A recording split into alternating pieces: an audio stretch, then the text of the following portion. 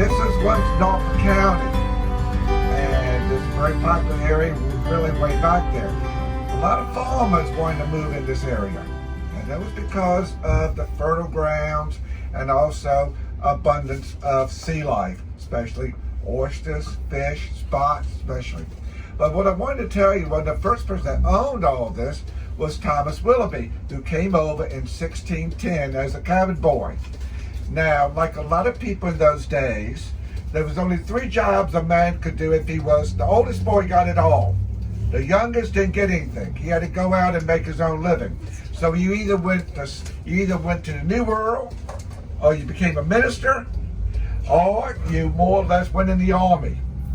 Thomas Willoughby, his uncle, was Sir Percival Willoughby of Lincolnshire, very wealthy.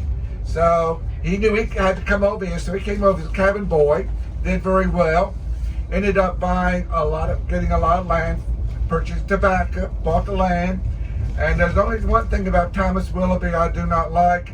We had a little problems with Indians. He took care of all the Indians. That's why we don't have any.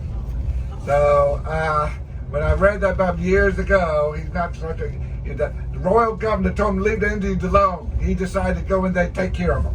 So that was he became one of the big landowners.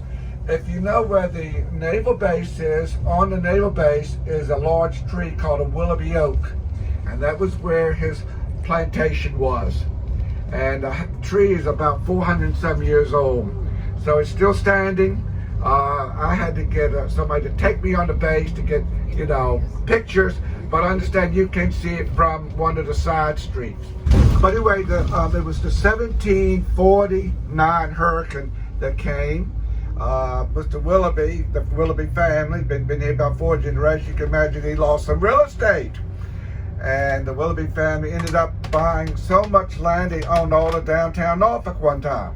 So what I want to do is, part of my work, I'm going to pass you what a deed looks like in 1640. And sometimes, we can pass it around, sometimes I have to decipher these things. And I've got to the point I'm pretty good.